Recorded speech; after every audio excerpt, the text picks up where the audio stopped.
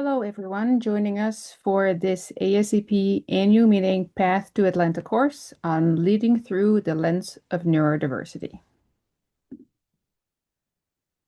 My name is Lotje Mulder. I'm the Senior Education Program Manager at ASCP. I am joined today by Dr. Dave Caudell, who is the Associate Director of the Frist Center for Autism and Innovation at Vanderbilt University.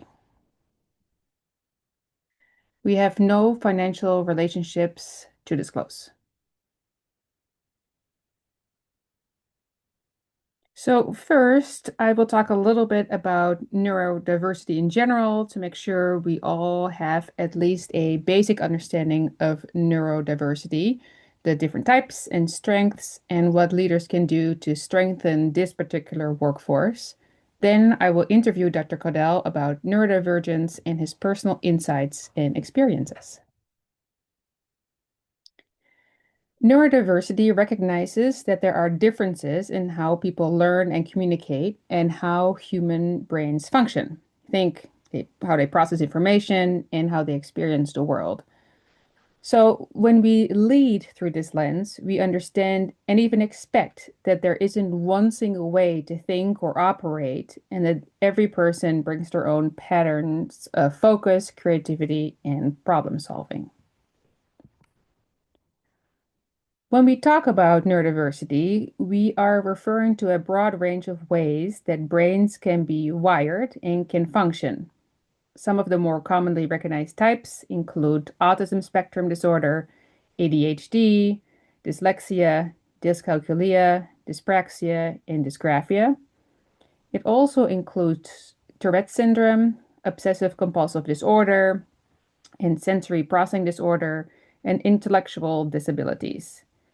It also includes giftedness, or what is sometimes called twice exceptional, meaning a person may have both an advanced IQ and one or more learning differences.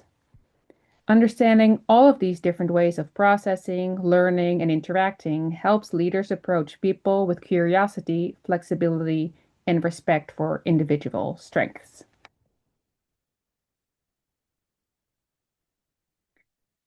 As you just saw, there are many forms of neurodiversity, but for this discussion, we'll focus on a few that show up frequently in workplace and educational settings.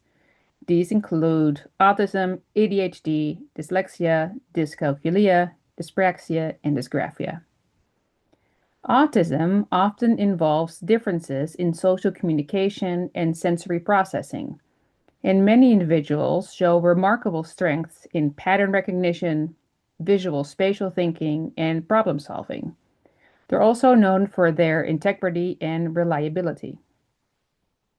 ADHD is associated with differences in attention, motivation, and regulation, and often brings high levels of creativity, innovation, and adaptability. Dyslexia involves challenges with reading and language processing and is often linked to strong systems thinking, verbal expression, and interpersonal awareness. Dyscalculia affects number sense and mathematical reasoning, and many with it can excel in creative reasoning, empathy, and collaboration.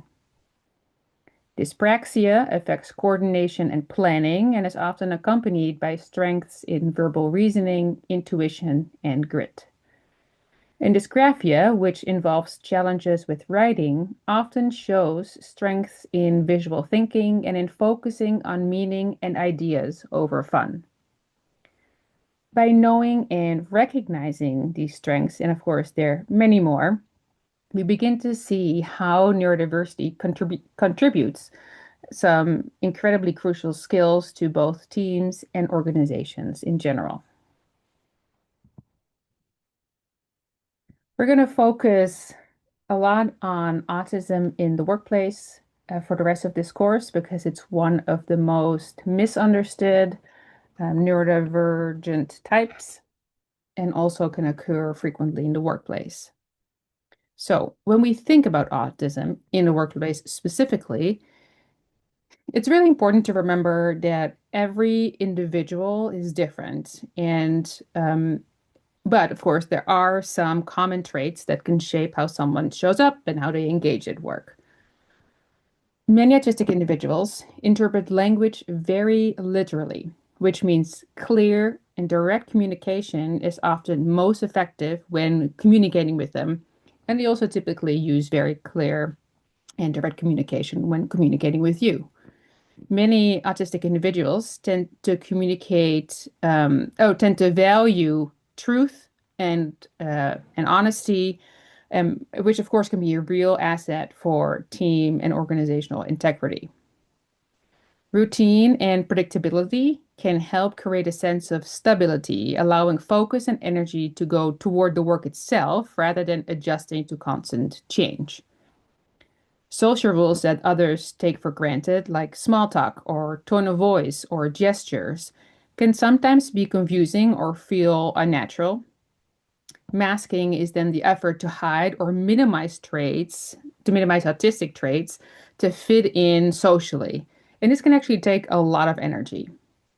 Additionally, delayed or reduced nonverbal communication, like facial expressions or gestures, it doesn't necessarily mean disinterest or judgment, but it's simply a different communication style. People with autism are typically sensitive to sensory input. This can include bright lights, noise, temperatures. Depending on the person and, of course, the stimuli, these can very quickly become overwhelming, and people might need recovery time afterwards to go back to their baseline. So, as leaders, recognizing these traits helps us create environments that reduce unnecessary strain and make it easier for people to contribute their best work. Of course, even with incredible strengths, autistic individuals can face specific challenges in the workplace. Indirect communication and subtle social cues, sorry, so indirect communication and subtle social cues, dynamics, and also these nuances can be confusing.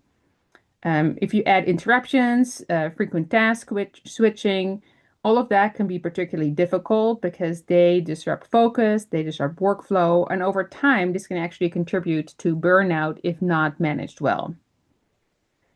Feedback may also feel or be unequal or unclear, especially if it relies on implied expectations or on social expectations. And then again, we have the sensory sensitivities that can create additional strain and overwhelm.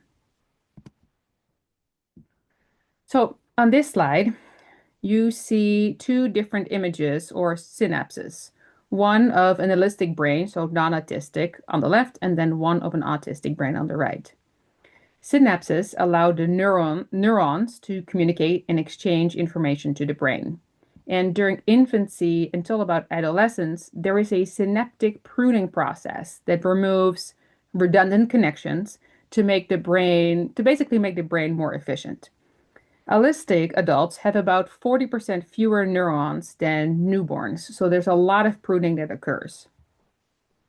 As you see in these two images, and then looking at the image on the right of the autistic brain, they do not have such an extensive pruning process, and they only prune about 16% of connections instead of the 41% of the allistic adults.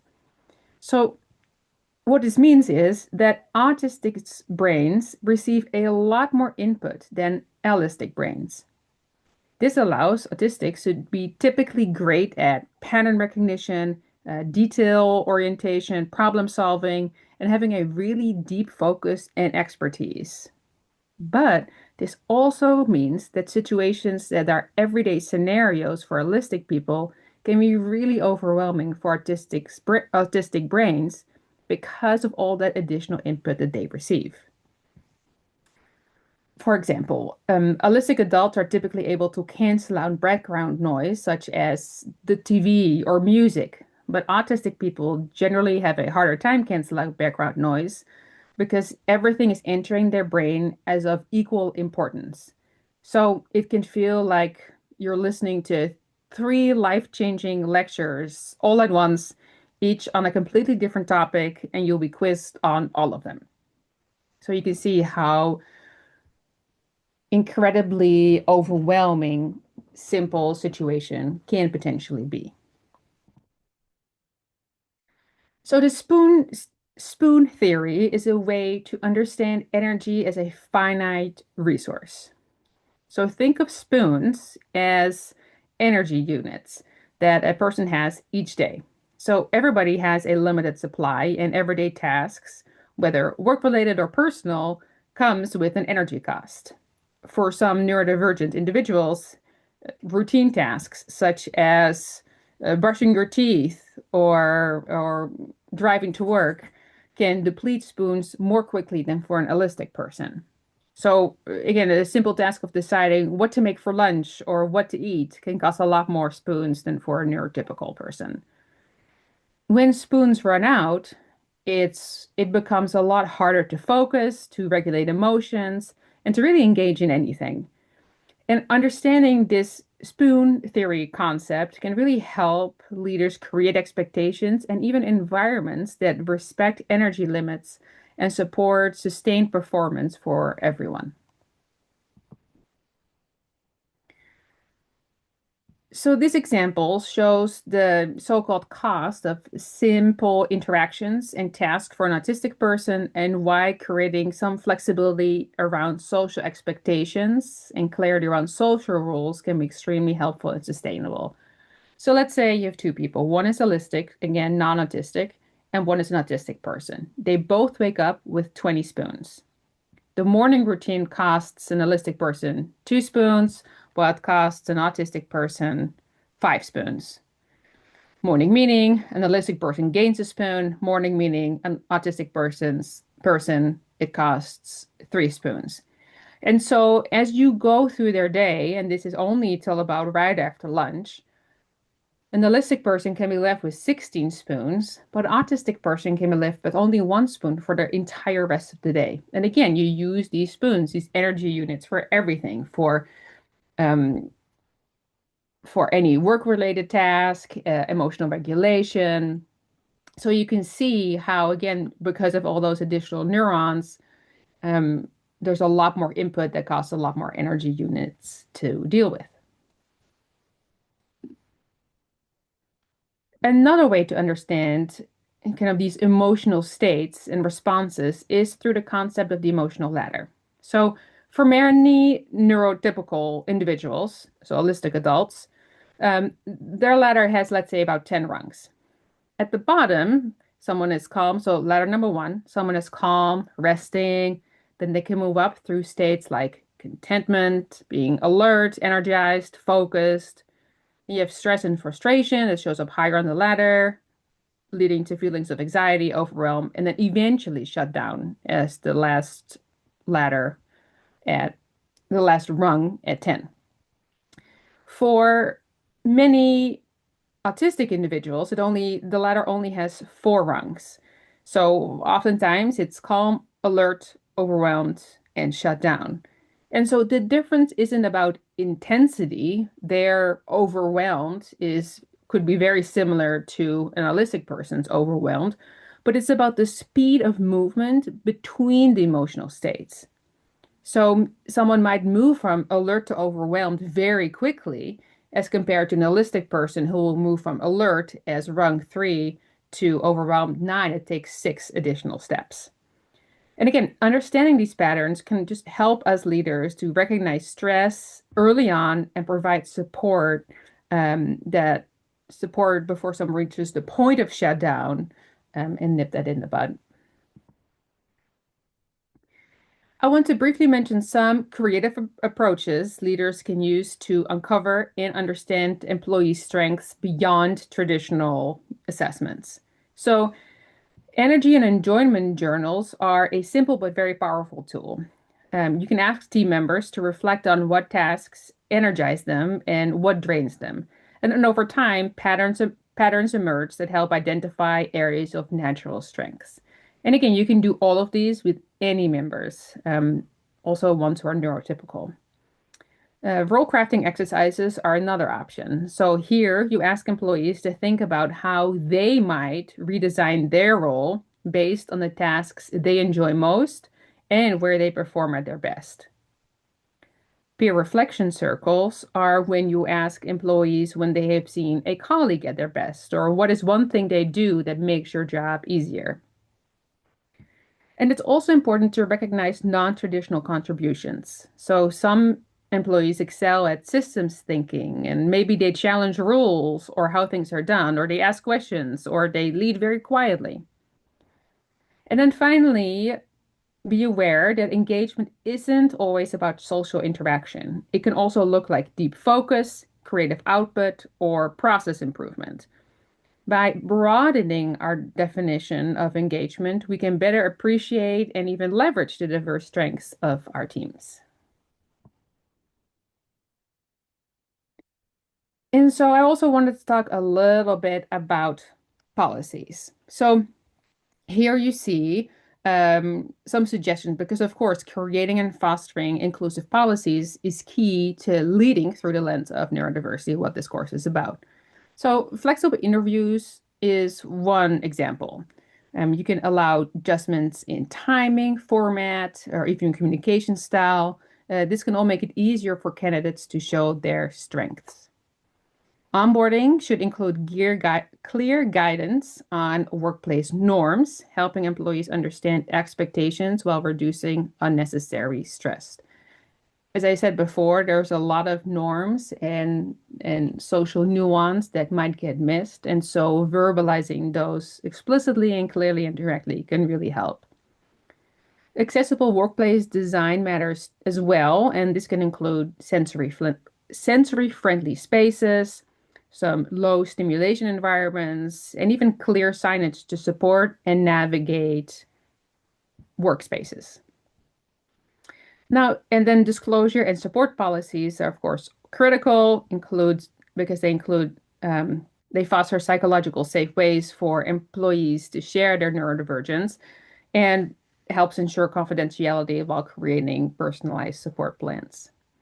And then my favorite is equity-based accommodation policies because they go beyond the minimum legal requirements, and really focus on instead of waiting for requests, you can proactively offer tools and resources that help employees succeed. One example is having access to autistic coaches or um, any other resource that is freely available. People just have to, they already have the numbers, they have the contact information, they don't have to ask for it, it's already offered.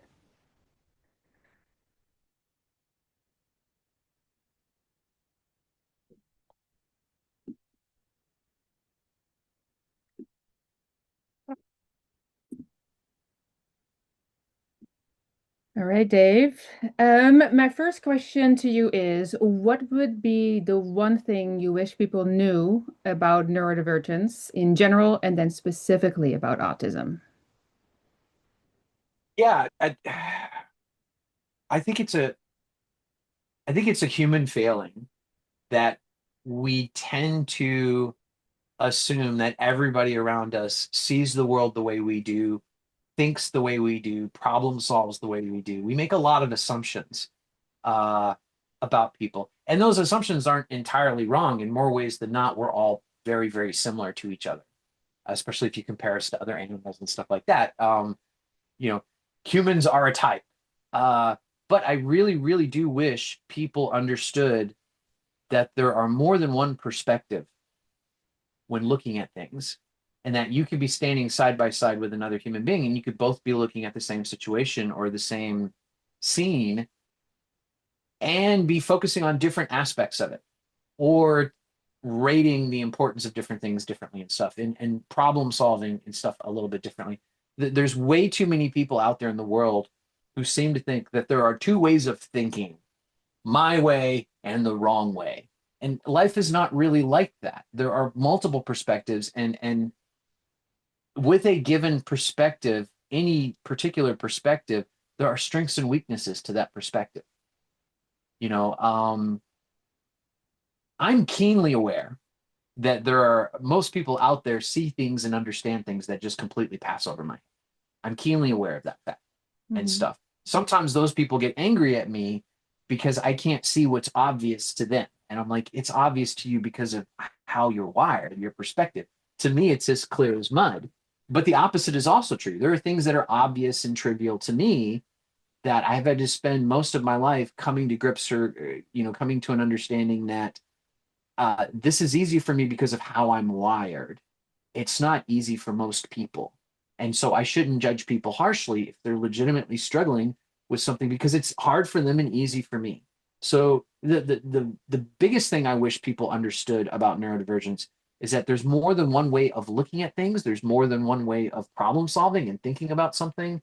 And it's not a question of which one's right and which one's wrong. They all have strengths and weaknesses. And we should try to be more tolerant and patient and accepting of other points of view, differing points of view.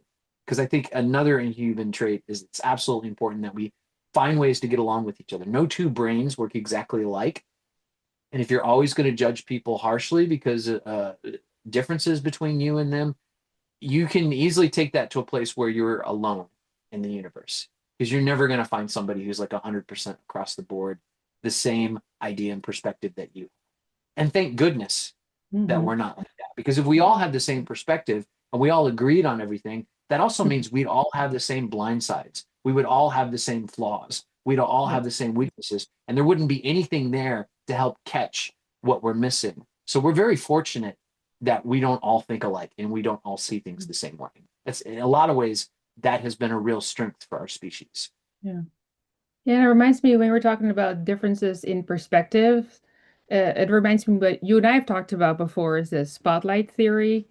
Would you talk a little bit about that? Because I think that's a really good visualization, hard word, to accompany the point that you're making.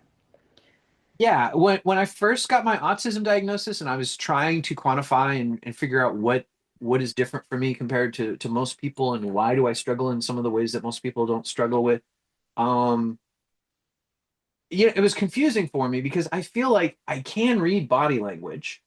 I can, I can see when somebody rolls their eyes. I can see when somebody cringes, you know. I can see when people stop smiling and start staring a hole through you.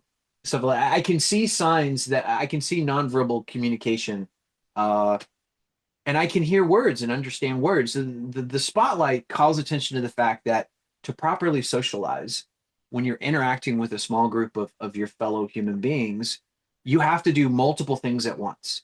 You have to be paying attention to the words of whoever's talking, and you have to be paying attention to their body language, and you have to be paying attention to the body language of everybody else, your fellow audience members, as they're listening and stuff, to see how much is everybody sort of nodding along or smiling or going with whatever the speaker's saying, or is there body language that conveys that I don't agree with what you just said, or I don't like what you're cooking, right? It's to properly socialize, you have to kind of keep track of all of this stuff at once and then just sort of adjust from that. Adjust your understanding of what's being said, how it's being received, as well as your own personal, how am I receiving this information as well? And then if you're able to do all of that at once, then you can be a part of a social group and you can be a participant in that and you're talking and you're feeding in. The spotlight flaw or problem is that people with autism, such as myself, are very hyper focused individuals. It's almost like all of our channels are put into one. I like to joke I could be awesome at one thing or suck at two things because I'm not good at all at multitasking. And when I'm in a social situation, I can pay attention to what's being said, or I can pay attention to their body language, or I can pay attention to the body language of somebody else. And so, almost like a spotlight, my attention, ideally, my attention should be fast flicking through all of that continuously at a rate that allows me to sort of like keep up with Mhm. all of the signs and symptoms of what's going on. In reality, I can be distracted and hyper focus on something.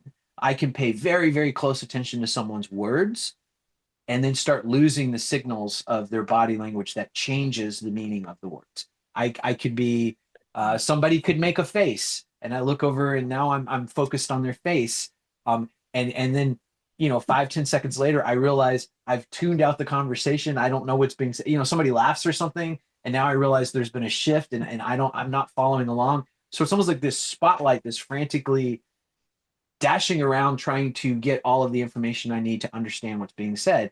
And more often than not, I'm not doing that, or that's beyond my capabilities. And so it's not long before I'm losing the thread, and now I don't know what we're talking about. I don't know, and that causes all sorts of anxiety and social faux pas. So it took me a long time to think about that. Like, how is it that I can watch something on TV, and I'm fully invested in understanding of the emotional weight that the characters have when they're Mhm. acting out and stuff. I can see how the conversations are going and stuff. Why is it so easy for me to follow that along and understand, oh, this person's mad, and this person's frustrated, and this person is just completely fed up and wants nothing to do with any of this. And yet in real life, when I'm interacting with people, it sometimes feels like everybody's like blank faced, and they're the master poker players. And I don't know what anybody's really thinking or feeling. It's just Yeah, because I because it's keep also missing. being directed, right? Like in the TV, like someone in the Yes, editing room has said, I want you to pay attention to this facial expression. So let's, now that's where the camera is versus like, oh right. no, now, so like and then in real life, there is no director, there's no editing. And so now you got to do it yourself. Yeah. Yeah, so that spotlighting is it's one of the things that causes us social difficulties. And autism probably it is a multivariable spectrum that affects different people to different degrees. I'm very extreme on the sensory scale, much greater than 99% of ASD level ones, but you can meet other ASD level ones who are hyposensitive and bulletproof across all five of their senses. And like can't be bothered no matter how loud or noisy or chaotic it gets, and everything sort of like in between. But one of the most ubiquitous things about autism is we all to one degree or another suffer these social deficits, these social disabilities, and that spotlighting is just one of the problems that behind that. And so you mentioned that you were when you received your autism diagnosis, and then if you think back of that time, or maybe even a little bit before your diagnosis, how has your understanding of autism changed over time?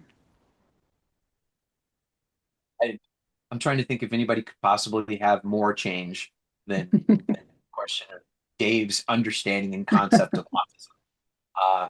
Because when I first found out that I could be autistic, it came from a friend saying, I think you might have Asperger's.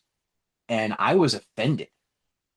And I was and when you say something that I disagree with, if you make an assertion about reality or a fact or something like that, and I think you're wrong, it's not enough for me to tell you that you're wrong. I have to quantify and enumerate your wrongness. So I went to research it so I could come back with a bulleted list so this person could understand in all the ways to what degree that they were wrong. And as I started studying autism, I quickly realized two things. I had a lot of misconceptions about autism, and I could actually be on the spectrum. And that kicked off a year-long odyssey of learning and understanding. And it was a very discombobulating experience because I would read something in the DSMV and go, oh my God, that's me exactly. I must be autistic. And then I'd read something else and go, that's not me at all. I can't be autistic. Um, a fun fact for anybody there who's autistic and is just first learning it for themselves, nobody has everything. It's a multivariable spectrum and stuff. And the problem also comes into play with the English language. We lack empathy. When I first read that, I was like, no, that's not my problem. I have too much empathy. I have way too much.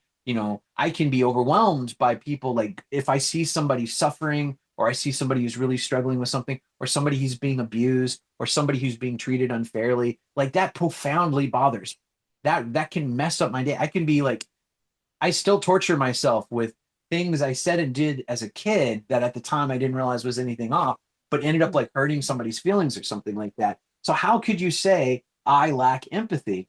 Well, in that regard, I don't. But if you think about empathy from the perspective of walking into a room and reading the room and realizing that the mood has shifted, and then suddenly like everybody is in mourning, everybody is sad. Human beings tend to like immediately start going into mourning and sadness, even when they don't know what it is. They tend to pick up and mirror the body language of people within their in group that they trust and stuff, and then go and go, oh, what's wrong? What's happening? oh, your puppy got ran over this morning. That's absolutely terrible. And like they're already empathizing. And I can't do that so much. I'm probably going to walk in and ignore a couple of the sniffles and the eye, wiping the tears out of the eyes and go, it's a beautiful morning we're having today, isn't it, folks? And just like everybody stare at me like I'm a monster. It's, or, if someone says that they are in an emotional state, if I say something, this gets me into trouble all the time. I say something that I think is innocuous. I say something that I don't mean anything by. Maybe I'm trying to get a smile from people. Maybe I'm just trying to lighten the mood, or maybe I'm just like conveying facts, and I'm not trying to impact an emotion in any way, shape, or form. And people, for whatever reason, take that the wrong way, or they take that in a very negative way, and now they're upset at me and they're angry. Like that doesn't make sense to me. And way too often when people are like, what you said really hurt me, I tend to be like, yeah, but it wasn't meant to hurt you, so you shouldn't be hurt, which is not very empathetic, is it? Like, Yeah. to be properly empathetic, you have to go, look, it doesn't matter what I meant or what I was trying to do. You're going through an emotion right now, and that emotion is real, irrespective of why that Yeah. emotion came into being. And I should be empathetic to the fact that you are having this emotion, irrespective of what the trigger or the cause is. That's where I lack empathy. Like, and this is something I'm working on. I'm trying to get better at in the moment going, ooh, this person's having feelings. Like me pointing out how their feelings are wrong is like has zero chance of making anything better and a Yeah. 98% chance of making things worse. So I should rethink my strategy and I should try to be a better human being to this person. And one of the reasons why that's hard for me is that if the roles were reversed, and I was Mhm. having a really bad feeling. And it turned out it was over a misconception or I was thinking about something wrong. And somebody pointed that out to me. I would be grateful. I'd be delighted that they helped me. The worst advice you can give autistic people is treat other people the way you want to be treated. Awful, terrible advice. I need to treat people the way they want to be treated, not the way I want to be treated, because most people Interesting. do Yeah. not want to be treated the way I want to be treated. Yeah, so it sounds a little bit like everything has to be, or it becomes more of a mental process. And it sounds like for autistic people, so those who are not autistic, that it's a little bit more of an automated process where they don't have the spotlight, the whole stage is lit, and they automatically have these social cues and interactions versus engaging, like turning on this like mental switch to be like, hold up, I gotta pay attention to this also. Or does that sound Yeah. I think okay? most holistic people can just naturally switch on their social brains, or maybe their social brains never entirely turn on. No, yeah. For us, it's like I'm one channel, so most of the time my channel is analytic. My brain is most of the time analyzing something. I'm looking at data, I'm looking around, I'm trying to figure out what things mean, what sort of the connections they have, what can I do with that information. Sometimes it's just the sheer joy of learning and coming to a deeper understanding of things. And so Yeah. I am naturally very analytical in my thought processes and my intentionality. And when I encounter people and they say, "Oh, good morning," and now we're having a conversation, I have to remember, get out of analytical, switch to a social Mm. brain, right? Yeah. It's really hard for me to do, Yeah. especially if the conversation is novel or there's anything unusual or different about it, because I'll want to analyze those differences and stuff. Yeah. So Yeah. sometimes my Unexpected. Yeah. problem, yeah, sometimes my Hmm. problem is I'm still talking to you with my analytical brain running, and I really should have turned that off and maybe tried to transition over to a social The brain. social. Yeah. So, that's another reason why we kind of mess up a lot of social interactions and stuff is I think we're in the wrong mindset for human interaction. Interesting. And then so how or has just learning about autism in general then changed how you understand people's behaviors as well as their Oh, emotions? yes, yes, tremendously. In fact, one of the biggest reasons, look, by the time I realized that I really could be autistic and I was weighing the pros and cons of getting a formal diagnosis to be sure, there was a part of me that's like, yeah, but what good am I going to do with this? Like I was in my mid 30s when I was making this discovery, when I was going on this journey.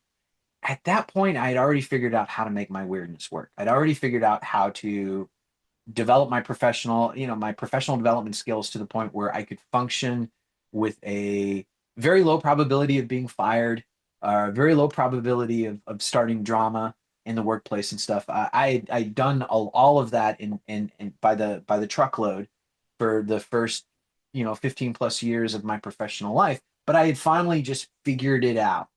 And so I wasn't looking for the autism diagnosis as, oh, this could help me to get something I don't have right now. Or I didn't think about it like that. But what I did see that was painfully clear to me as soon as I started realizing that this could really be me is the fact that this could answer a lot of unanswered questions. I've spent my entire life studying human beings, trying to figure out why they say and do all the bizarre things that they do. They when I was 13, I came to the startling realization that everybody around me was just absolutely insane. They didn't seem to have any logic or critical thinking. I couldn't figure out what or how or why they were making the decisions that I would ask them a hypothetical question and get a ridiculous answer. And then I'd go find another person that hasn't had a chance to talk to this person, hit them with the same hypothetical, get the same ridiculous answer. And when I'd ask people, who taught you that? How do you know that? They would say, like, just everybody knows this. This is just the right way to do it. I couldn't figure out what was going on. What was the arguments? What was the logic? What was the chain of understanding that led them to decide to do things the way? And it was so painfully obvious to me some of the things that they were doing that was harmful to themselves and others. I was like, can you not see that? Is that not obvious to you? So I've struggled my whole life studying people just to kind of understand them better because they're fascinating to me. And I want to find a way to relate to them. I want to find a way to understand them. I want to find a way to talk to them such that they understand me, the real me, not the mask I have to put on just to make people feel like I'm normal enough that they can tolerate my existence in their spaces and stuff. Mhm. And so yeah, that was one of my end goals is if I understand myself better, I will understand. And that was absolutely true. That was, my formal diagnosis really helped me to recalibrate in the bell curve of the human spectrum where I thought I was before my formal diagnosis and where I realized I probably am, like emotional intelligence. I would have said, oh, I'm probably average above average on emotional intelligence. Um, that's really sweet that I thought that. That was a lovely fantasy to live. Once I got into the nuts and bolts and started digging through the literature and looking at where your average person is, and then comparing that to where I'm at, I'm like, oh no, I'm like 2 or 3 sigma below most people. I struggle with emotional regulation. I struggle with um, having big feelings and needing days and days of analyzing and looking back and processing just to figure out what was I feeling? Why was I feeling that? What should I have done with those feelings in the moment? Feelings are supposed to, like, real quick knee jerk, give you an impetus to go in a particular direction or take an action or stop taking an action. Those feelings are there to sort of like short circuit the higher functioning of our brains just to be it's not the best at accuracy, but it's really good for speed when you have to make a snap decision or judgment, stuff like that. um I will never be fast with that sort of thing. Anytime there's something that like I have an emotional impulse, that emotional impulse is almost always too big. It's overwhelming. Oftentimes in the moment, I can't even really identify what I'm feeling. I just know I'm in big feels. Why am I in big feels? What's triggering? What should I do with these big feels? Like how should I? Yeah. So I'm one of those people that kind of lock up when I have big feelings. So my feelings, that basic task of knee-jerk quick response that they should be, they're not. They're absolutely not for me. And that makes me in that regard lesser than most people can handle their emotions better than I can. Most people can use their emotions to make decisions and stuff much better than I can. And then when you are experiencing too many emotions and there's, maybe some sensory input that is uncomfortable coming in as well. I understand that it feels different for every person, but what is your experience like? What does that feel like to you? Yeah, it's I got the autism diagnosis for at first, and then it was about a decade later that I realized I probably also needed an ADHD diagnosis. Um, because there is some overlap between those two, but I found the people I had the most in common with were not the purely autistic people. It was the ADHD, the people with autism and ADHD. And executive function issues is a struggle with that. And for your audience, for people who are not aware of what executive function issues are, is think about something as simple as brushing your teeth. The grabbing the toothbrush, wetting the toothbrush, putting taking the toothpaste, opening the thing, putting it on there, all the little bitty steps that go into the motor skills and the working it, and rinsing your mouth and all of that. There's a lot of little things, a lot of cognitive processes that Mhm. have to work in symphony to make that work. And we do it every day. And so a lot of times we do it without even thinking about it. It's almost like automatic, right? It all Mhm. automatic. So maybe I can be lost thinking about this show I want to watch or this project I'm working on, and my brain is off on its own doing its thing while my body is just sort of auto processing and doing all this stuff. If you have executive function issues, something in that process may stop working or is not working in the moment. And then it gums up the whole works. Imagine trying to brush your teeth without fine motor control, for example. Maybe your Yeah. fine motor control just sort of craps out. And now Mhm. you're just smearing your face with the toothbrush or whatever, right? Yeah. I mean, that's sort of a tongue in cheek, but that's kind of like what executive Mhm. function issues are. And I like to joke with people that like my brain is like the Millennium Falcon. It is Yeah. the fastest ship in the galaxy, but it's been so worked and reworked and Yeah. tweaked, and modified and jury rigged that most of the time it doesn't even function.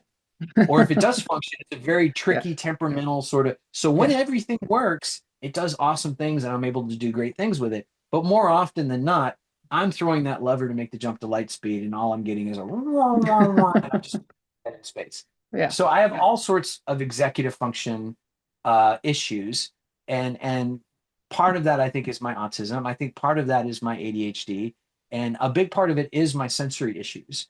Uh, just like with my emotions, if my senses get overwhelmed, if my emotional state gets overwhelmed, if my sensory issue gets overwhelmed, if my cognitive processes get overwhelmed, it is almost like feedback or a noise within my thinking processes, and then other cognitive processes don't work the way they should or just stop working at all, and then I'm trying desperately to get my brain to work. Maybe I try to use another channel, or maybe I try to use, maybe I in the spot, I try a novel way of doing something because my normal way doesn't kind of work. Mhm. It, you know, the brain, when my brain is failing me in those moments, like I never need my brain more than when it's failing me.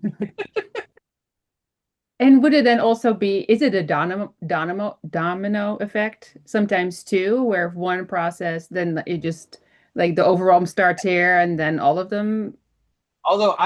them go, or it's like, is there a way to stop it and contain it into one compartment?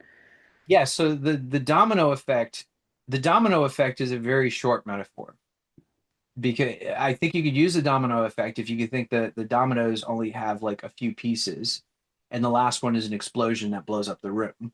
Mhm. Um, yeah, because once you get down to meltdown, that's it, it's over.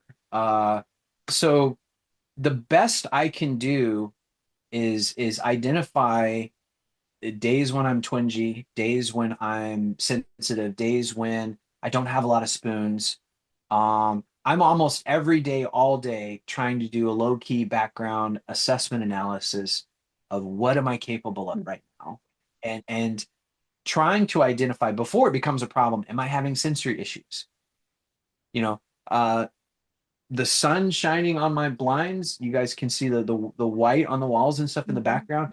It feels kind of bright to me today. That tells me I'm having some light sensitivity. Other than that, I feel like I'm doing pretty well. But that light sensitivity could become an issue. So if I am going outside, I'm just going to be careful about how much I'm going to let my vision. I'm not going to just like look up at the clouds and just stare at the brightness and just let all the light just like burn my soul and stuff. No, I'll be a little I'll be a little slant-eyed when I first get out there, and I'll be I kind of hesitant. Maybe I have to put on shades and stuff. Like I'm trying to. It's not that if I stepped outside that door and looked around and came back in, I'd almost certainly be fine. But if I got overwhelmed from a sensory perspective, that might be degrading. So the next sensory thing I get, I'm even more sensitive. So I have to be Yeah. careful with that. And the problem with the meltdowns is that once the meltdown is triggered, there's no take backsies. And would you describe a little bit what a meltdown would be like? Because I feel like for so much, right, we think about like toddlers having a meltdown and they're wailing and screaming and crying on the ground. And I feel like that's a very narrow point of Yeah. view of a meltdown. I'm so glad that you brought that up. And I'm so glad that you called attention to that because what we're really talking about here is perspectives. For the parent or the adult that sees a little child who is flopped up on the ground and their whole body is thrashing and they're screaming and howling bloody murder and they're just going on, all of those people are doing, all they can see is the actions of this person. And a Yeah. lot of people are thinking, oh, they're being a baby, or they're being too sensitive, or they're being, or like that child just sat down and decided, I'm gonna have a meltdown. I think a melt. This seems like an appropriate moment to have a meltdown. I think I'll have a meltdown, and wham, I'm having a meltdown. Like, and I get why they think that because they can only see the outside. They don't actually understand what's going on in that kid's head, how much that kid's world might be turned upside down and stuff. So meltdowns sometimes do have a negative connotation, which is most unfortunate. And most of the negative connotations come from people who don't suffer meltdowns. For those of us who do actually suffer meltdowns, you know, uh, let me use a sensory meltdown as an example. So let's say I step out there and I start looking around, and let's say I'm way more sensitive that day than I gave myself credit for. Let's say I'm actually can easily get overwhelmed. And then there's like a cloud that parts or something, and then a sunbeam hits something else that's white or bright colored. And I'm looking at it and it's just too much. It's too many photons, it's too many colors, it's too bright, it's whatever. And my sensitivity is already like jacked up to where I'm experiencing those colors or that light 10 times or 100 times as much as what a normal person would.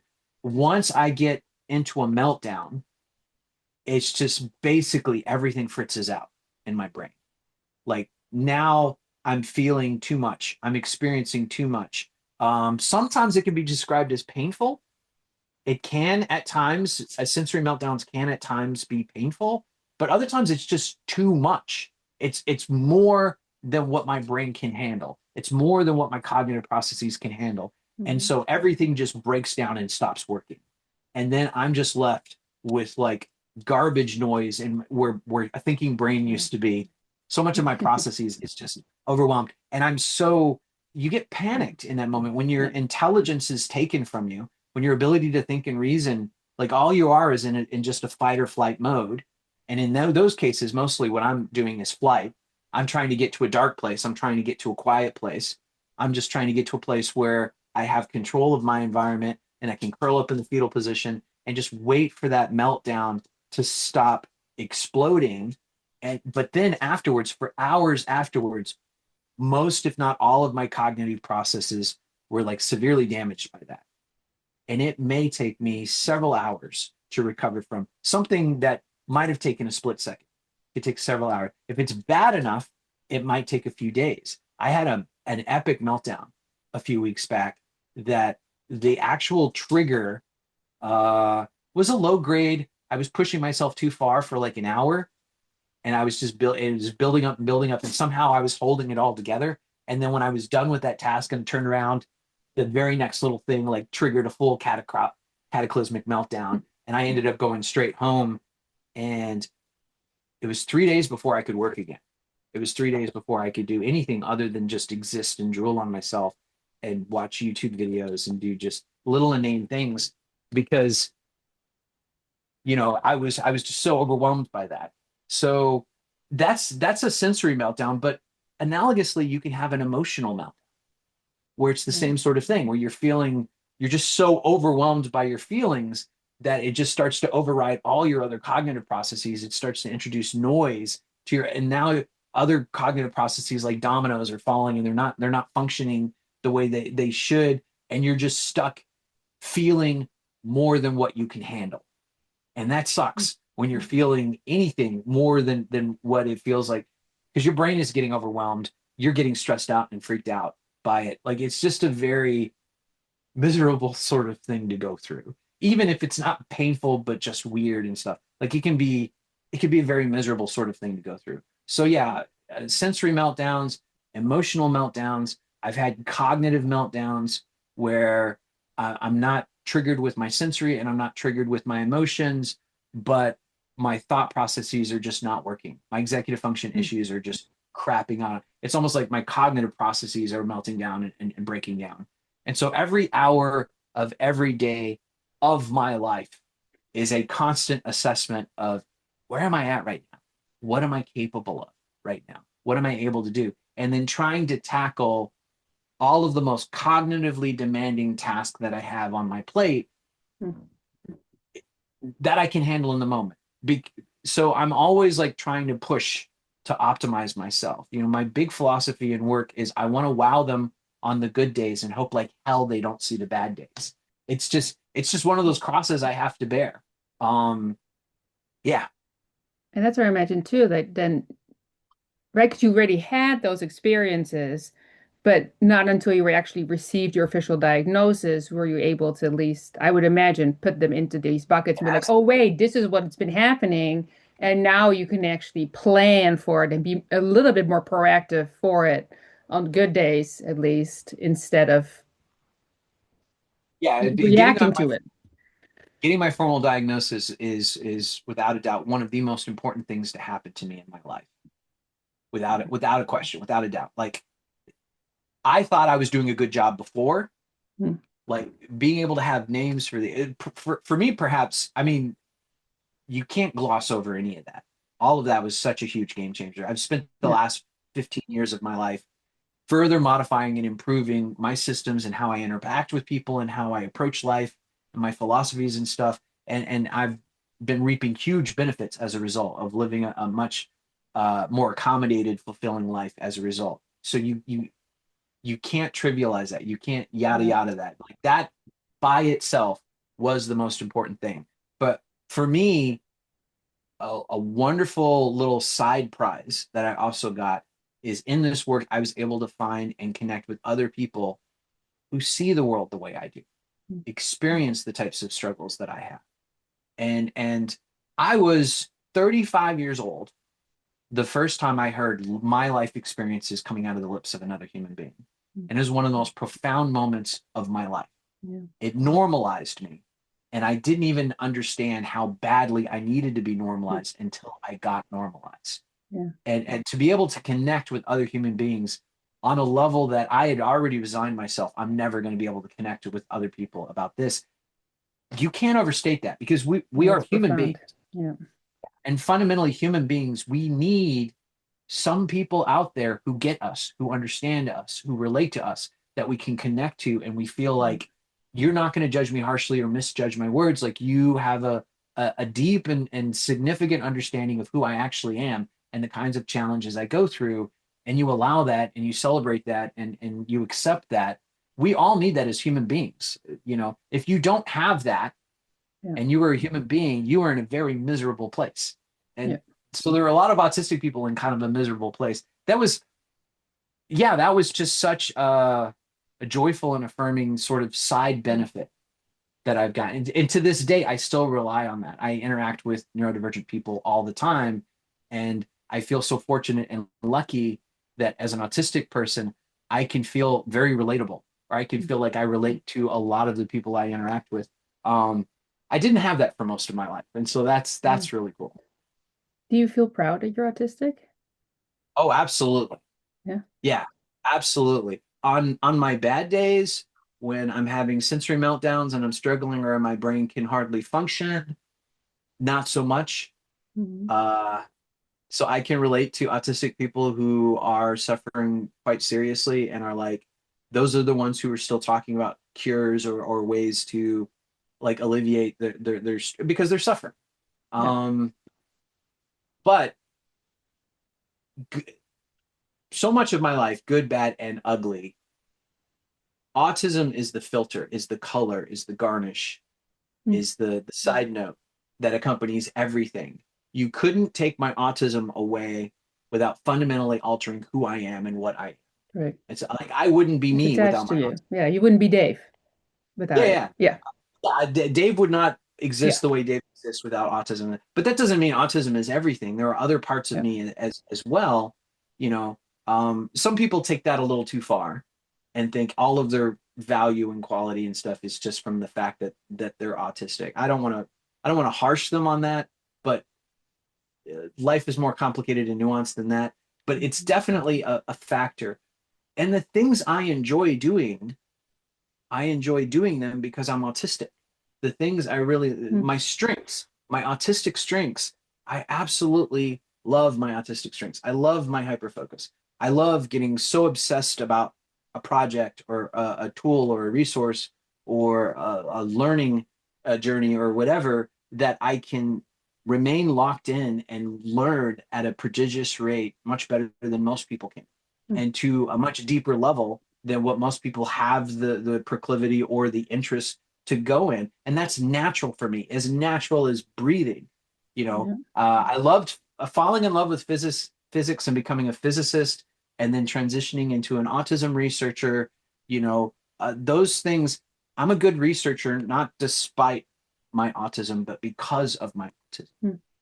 So I have a specialized brain, and so when I have a specialized job to match my specialized brain, I I feel bad for most of humanity because most people will go their entire lives and never know the levels of contentment and fulfillment and belonging that I've been able to enjoy for the last decade.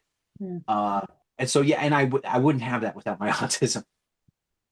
Can you think of is there a situation when being autistic helped you navigate it in maybe an unexpected way or Yeah, surprising way? yeah. One of the most surprising things for me is, so much of my life I've been studying people and trying to figure out how they use language, how they talk, how they interact. It's been an obsession with me since I was 12, 13 years old. Uh, and so I think I'm better than many people when it comes to going to a different culture or going to people that they have Mhm. their own customs, their own ways of talking about things, their own use of language, and kind of like interfacing with them, even though we speak different languages. Or maybe we're both speaking English, but you have a bunch of slang terms and nomenclature and stuff that's unique to your culture. I can do a pretty good job of interfacing with you and kind of connecting with you. And I think that's because of my autism and because from my perspective, most of my life, everybody thinks differently than me. Everybody Right. uses language differently than me. So of course, I have to put in this work and this labor because everyone is not me.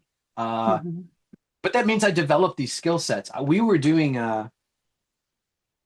some research. We were doing some work up in New York, New Jersey area, and I had a bunch of academics and some corporate people, and they were talking because this was the early days of trying to get corporate and researchers to collaborate Mhm. together. We've gotten much better about it since then, but this was the early days when we were still kind of feeling that out. um and I could see the academic crowd turning on the corporate speaker Mhm. was up there talking and stuff, and these people started asking questions, and it was getting very combative, coming back and forth, and it was like rising to a level of shout. And it was obvious to me what the problem was, is Mhm. because these people are using the same words, but it means different things. Mhm. For Yeah. research, for researchers, research means getting to the truth, irrespective of whether it makes you look good or it makes the product look good or whatever. Like research is, we want to find out how reality really works. And that's more Mhm. important to us than our own pet projects, our own pet ideas and stuff. Like fundamentally, we need to get to the truth. And in the corporate world, research means we're going to do some yada yada stuff that makes our product look awesome and good so we can make more money. And that's more important than whether it actually is true or not and stuff. Mhm. And so the corporate person was basically saying we've done all this research and it shows this, that, and the folks were not jiving with that, and they got to where they were yelling. And so I just sort of jumped into the middle of it all, And I said, hey, I think what we have here is some fundamental misunderstandings, miscommunications. And then I turned to the corporate person and said, when we use the word research, we use it for a very specific, it is a very, and I laid out what I just explained to you. And then when I turned to the rest of the audience, I'm like, she uses the word research a little bit differently than us. This is not a bad thing. Like I basically just getting them to see that, oh, we're using the same words, but with different definitions Yeah. and stuff. And that brought down the temperature. People got back to where they were talking at a regular level. And half an hour later, everybody's joking and laughing along and stuff. And I thought, how bizarre is it that the person with social deficits is the one who has to get in the middle of that and help these two groups see eye to eye? That was, yeah, that was sort of like a Superpower. reverse sort of thing. Yeah, Yeah. that was surprising to me. That was very surprising. Yeah, and you kind of alluded to this notion too of, and then maybe not phrasing it correctly, but kind of having a brain that's in the minority, where in most places that you are, and that's helping you navigate other places and other cultures. But if you would think about a world where autistic people were in the majority and autistic people were in the minority, one, would you like this world? And two, what do you think this world would look like? I've talked to autistic. I remember talking to an autistic guy a few years ago that his dream was to create an autistic country. He wanted to find an island out there somewhere in international waters and start an entire autistic country where it's all just autistic people. Like this is for people who only make up 3% of the population, it's a lovely fantasy to just imagine a world where I'm the norm and I don't have to put in all this extra work or labor to be understood or to effectively communicate, where I can just be my authentic self and everybody else is just sort of okay with that because they're their authentic selves and our authentic selves are kind of similar. It's a lovely fantasy. Um, if I had like the powers of a god and could make that happen, I never in a million years would make that happen. Uh, because I can see that ending in travesty. We're specialized people, we're specialized brains. The world has lots of different problems, lots of different issues. It takes all kinds of people to figure all these kinds of things out. When you look at the rates of autism and other forms of neurodiversity throughout the globe, it generally tends to be about the same percentages. So there seems to be about the same percentage of um, autistic people in Germany as in like parts of Africa or or China. That to me indicates, that 1/3 of our population is in some way, shape, or form neurodivergent.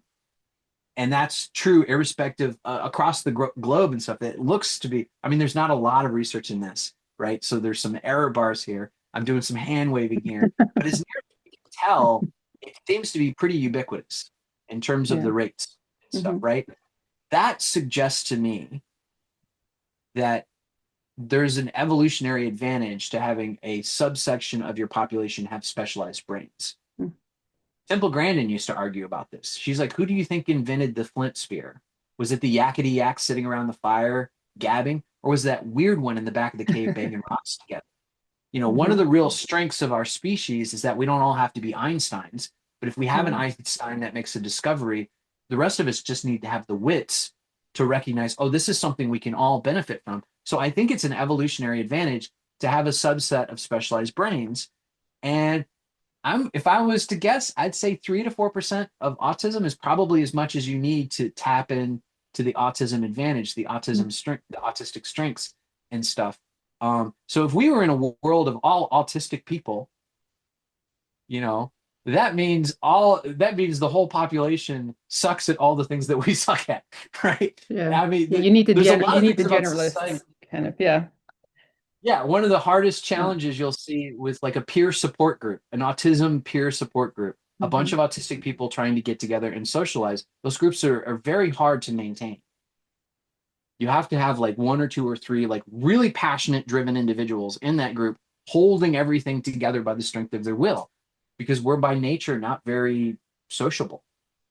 You know, uh, a lot of times we suffer loneliness, and part of that is because we have difficulty connecting, and part of it is just Yeah, we're just not naturally adept at being sociable. It's a lot of extra work with dubious kind of payoffs, and sometimes people, I'm just as guilty as most people.